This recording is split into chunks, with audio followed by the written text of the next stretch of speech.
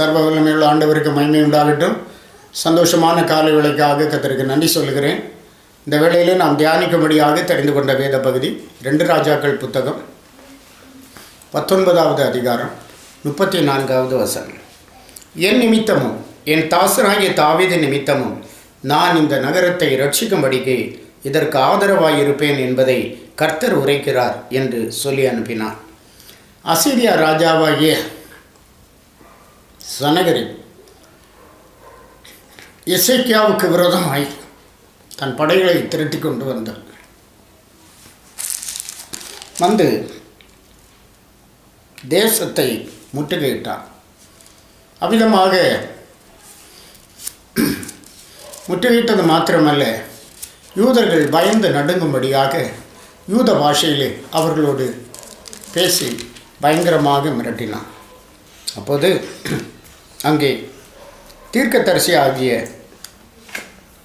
ஏசாயா மின் மூலமாக ஆண்டவர் பேசுகிறார். என்ன சொல்லுகிறார் தெரியுமா? என் நிமித்தமும் என் தாசனாகிய தாவீது நிமித்தமும் நான் இந்த நகரத்தை ரட்சிக்கும்படிக்கு இதற்கு ஆதரவாயிருப்பேன் என்பதை கர்த்தர் உரைக்கிறார் என்று சொல்லி அனுப்பினார். பாருங்கள், தேவன் எவ்வளவு ஆதரவாயிருக்கிறார்.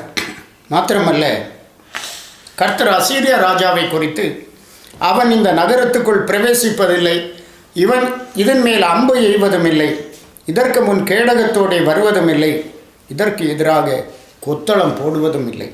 அவன் இந்த நகரத்துக்குள் பிரவேசியாமல் தான் வந்த வழியை திரும்பி போவான். இந்த வேளையிலும் கூட பலவிதமான சத்துருவின் நெருக்கங்களை பார்த்து நாம் பயப்படலாம். ஐயோ, என்ன நடக்குமோ என்று கூட நாம் எண்ணலாம். ஆனால் ஆண்டவர் சொல்லுகிறார், அவன் இந்த நகரத்துக்கு விரோதமாய் வருவதில்லை, இதற்கு விரோதமாய் கொத்தளம் போடுவதில்லை, அவன் வந்த வழியே திரும்ப போவான். ஆண்டவர் மெய்யாகவே நம்மை பாதுகாக்கிற தேவன். பகலில் வெயிலாகிலும் இரவில் நிலவாகிலும் உங்களை சேதப்படுத்தாதபடிக்கு உங்களை பாதுகாக்கிறவர் உங்களுடைய தேவனாக இருக்கிறார்.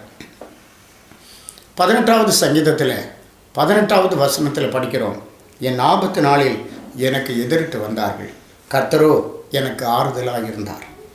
கர்த்தரோ எனக்கு ஆதரவாக இருந்தார். என் ஆபத்து நாளில் எனக்கு எதிரிட்டு வந்தார்கள், கர்த்தரோ எனக்கு ஆதரவாக இருந்தார். இந்த காலை வேளையில் உங்களை ஆதரிக்கிற தேவன் உங்களோடு கூட இருக்கிறார்.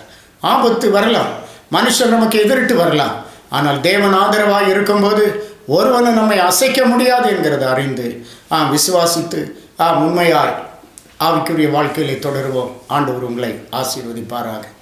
ஜெபிப்போம். நல்ல தேவனை நன்றியோடு துதிக்கிறோம்.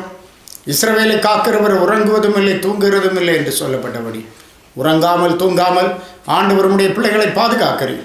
இந்த காலை நேரத்திலும் கூட விசேஷித்த கிருபைகளை உடைய பிள்ளைகளுக்கு கொடும். எல்லா பயங்களையும் நீக்கி போடும். சத்துரு இவர்களுக்கு விரோதமாய் வருவதும் இல்லை, கொத்தளம் போடுவதும் இல்லை, வந்த வழியை திரும்பி போவான் என்று சொல்லப்பட்டபடி எந்த ஒரு சேதமும் படுத்தாமல் அப்படியே திரும்பி போக கிருபை தார். பயங்களை நீக்கி போடும். ஆசீர்வதி. இயேசு மூலம் கேட்கிறோம் பிதாவே. ஆமென். ஆமென். God bless you.